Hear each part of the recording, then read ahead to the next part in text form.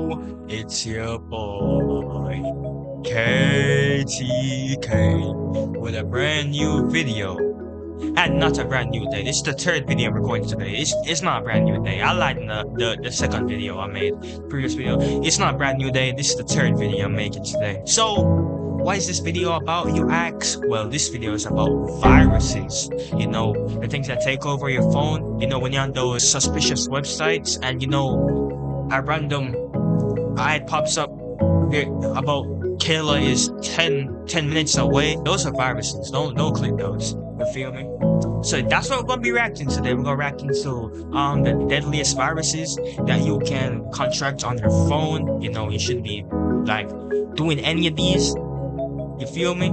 But they're really hard to contract, so the only way you would get these viruses if you're going all your way to get these viruses. So if you get those viruses, it's kind of your fault. But I'ma stop the yapping. You feel me? We gonna react to the video. It's gonna be very interesting. As always, you know, all the videos I react to are interesting. So we're gonna watch this together. Let's just enjoy it. Get your snacks. Get your whatever. Get your girl. If you don't have a girl, get your body pillow. Get whatever, man. Let's just chill and watch this video. Let's get it. So, MooVirus. MooVirus wasn't actually a real phone virus. It was a prank shortcut for iPhones that spread across the internet, becoming one of the most convincing iPhone virus scares on social media. It was usually spread through an iCloud shortcut link sent by a friend, often disguised as HHS school fights, to trick people into opening I ain't gonna lie to you. The moment you launched the shortcut, everything started happening at once. Your phone started playing a loud cow sound on repeat while zooming the screen in so far that you could barely tell what you were looking at. Oh yeah, this was recently, right? Display colors, yeah, this was making recently. the screen look completely broken. It also cranked the volume to 100%, turned on airplane mode, and disabled Bluetooth. With the constant mooing, the massive zoom, and the distorted colors, it genuinely looked like your iPhone had been hacked, or that the screen itself had suddenly failed. For anyone who didn't know about the shortcut, it was surprisingly convincing.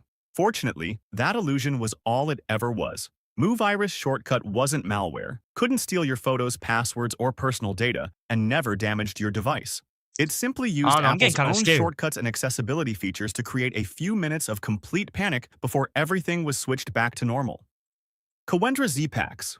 Kawendra Z-Paks wasn't your typical phone virus. It became infamous because of the bizarre things it was supposed to. Alright, let's pause for a second. I know, 1 minute and 80 seconds in, we're already pausing. Bear with. What the hell is that name? Kawendra Z-Paks? Bro. Just based off the image, I already know it's gonna be on some BS. Like, oh my god, dog. Stay safe out there, y'all. Don't be falling for these stuff. Of doing. Your wallpaper could suddenly change to a creepy clown image, and your gallery could be flooded with that same picture. Some versions of the virus were even said to duplicate themselves, making them almost impossible to remove. Kawendra Z-Paks was also said to collect your personal information, demand money through a fake Bitcoin wallet, and threaten to leak your data on the deep web if you refuse to pay. Some people even believed it could survive a factory reset, turning it into the kind of virus you could never truly get rid of. Despite all of that, the original version of Kawendra Z-Paks wasn't actually a real ransomware. It only imitated one. The Bitcoin wallet, the threats, and the ransom messages were all part of the experience, designed to convince you that your phone had really been infected. SimBlocker.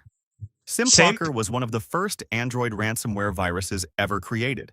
It first appeared in 2014, usually disguised as fake Flash Player updates or storage cleaning apps on unofficial app stores. Once you launched the app, it immediately started scanning your SD card for photos, videos, documents, and many other file types. Then it encrypted them using AES encryption, making them impossible to open. Unlike many Android ransomware apps at the time, this one didn't just lock your screen, it actually locked your files. When the encryption was finished, a ransom screen appeared, claiming your device had been blocked for illegal activity and demanding money to recover your files. A newer version of SimBlocker later appeared, and it was even more convincing. The ransom screen switched to English, pretended to come from the FBI, and even turned on your phone's camera, showing your own face while claiming it was collecting evidence against you. It also became more dangerous. Besides photos, videos, and documents, it started encrypting archive files like zip and rar, meaning even your backups could become useless. On top of that, it asked for device administrator permission, making it much harder to remove once your phone was infected.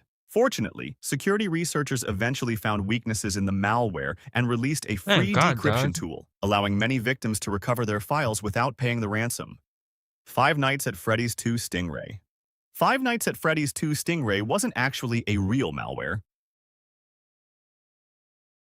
Alright, so let me tell y'all a story. Yeah, I'm sorry, y'all just wanna watch the video. I'm a random guy on the internet with only like 39 subscribers. You know who I am, but I'm gonna just tell you this story though. I remember back in the day, I played this Five Nights at Freddy for the first time. It was so bad. I got scared and I slept under my own bed. I'm not even joking. That's how scary it was. I slept under my own bed, so forgive me. I've a bit of a trauma, all right? I have trauma for Five Nights at Freddy. But Five Nights at Freddy do be tough though. I ain't gonna lie to you. It started as an I internet come to the legend around Five Nights at Freddy 4. 2014 when Tell me. people claimed that unofficial APK websites were distributing a cursed version of Five Nights at Freddy's 2. Hold on. One other thing. Speaking of APK files, we've all like cheated the games before, right? You know, like with Happy Mother. You know, especially if you got Android. If you only use iOS in your whole life, this ain't for you. Sorry. Go back to your ecosystem. This is all for my Android users out there. We've all cheated the game at some point with the APK files. Happy Mother. I'm telling you, bro. Good times, bro. Good times. Later, the story became popular again after YouTubers and indie developers began recreating it through videos and fan-made games. According to the legend, the game played exactly like the original. Nothing unusual happened until you reached Night 5. After collecting your paycheck, the screen suddenly went black for a few seconds. Then a horrifying version of Withered Chica appeared with empty black eye sockets, while the sound of a little girl screaming played in the background. A few seconds later, the game crashed. Your home screen suddenly filled up with dozens of copies of the Five Nights at Freddy's 2 app icon that couldn't be deleted. Then your phone became completely locked, showing a strange screen with the words, "Obey or be hacked." The interesting part is that this wasn't completely made up. The "Obey or be hacked" screen, the SMS spam, and the file wiping behavior all came from a real Android malware discovered back in 2014, known as WipeLocker. The Five Nights at Freddy's 2 part, however, was never real. There has never been any evidence that the actual game was infected with this malware. Instead, the Five Nights at Freddy's 2 community took a real virus, mixed it with a creepy Withered Chica jump scare, and turned it into one of the franchise's most famous internet legends. Obey or be hacked. Like I mentioned earlier, Obey or be hacked, also known as WipeLocker, was an Android wiper malware that first appeared in 2014. Yo, these mask faces used to be used so much back in the days. I wonder what happens to It them. usually disguised itself as a fake version of Angry Birds Transformers. Once you installed the app, it immediately asked for device administrator permission. If you accepted it, that's when the real problem started. First, it silently wiped everything stored on your SD card, including your photos, videos, and other files. Then it started locking parts of your phone. Whenever you tried to open any messaging app, even your SMS app, a full-screen image appeared instead. It showed this Android mascot wearing a Guy Fawkes mask, along with the message, "Obey or be hacked." As if that wasn't enough, it automatically sent a message to every contact on your phone saying, "Hey, Elite has hacked you. Obey or be hacked," every 5 seconds. At the same time, No, you can't do that. What if I'm in a talking stage with a talented baddie, bro? And she sees this shit and just blocks me. I'm finding you. I will not find you. I'm sorry, dude. Hid your incoming text messages and automatically replied to them with the exact same message. In just a few minutes, it could spam everyone you knew and even leave you with a massive phone bill.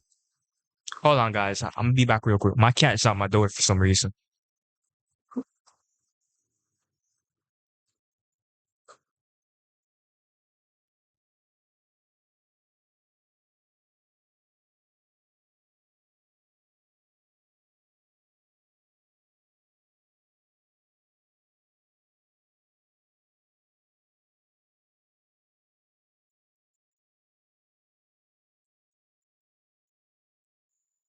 Oh, shit. My bad, y'all. My cat is like acting up real strange today. COVID Lock was an Android screen locking malware that appeared in 2020, right in the middle of the COVID-19 pandemic. Yeah, it disguised itself as an app called Coronavirus Tracker. promising to show nearby COVID-19 cases and important updates. But once you installed it, the app immediately asked for I've never device seen administrator this. and accessibility permissions. If you accepted them, it took control of your phone almost instantly. Instead of encrypting your files like traditional ransomware, COVID Lock simply locked you out of your own device. It either changed your screen lock pin or completely blocked access to your phone, making it almost impossible to use. Then the ransom message appeared. It claimed your photos, videos, social media accounts, and even your contacts would be leaked publicly and deleted unless you paid $100 in Bitcoin within 48 hours. Another, more aggressive Hold on. 100 Bitcoins. I'm gonna go. Wait, hold on. Let me do the research real quick. Alright, so after doing the research, 100 Bitcoins is $78,970 exactly. That's a whole car. Alright, so keep in mind, for that amount of money, you could get a Tesla, dog. You get a Tesla, you could get, bro, you could get like 3 Priuses. You feel me? You could get a nice apartment. Like, variant of the dog. malware later appeared, using a much more threatening ransom note and giving victims only 24 What? hours to pay $250 in 48 hours. Another, more aggressive variant of the malware later appeared. Congratulations, I hacked your phone. You have 24 hours to pay. I will send everyone in your contacts a list of every picture you took and every video you filmed since the first day you bought this phone.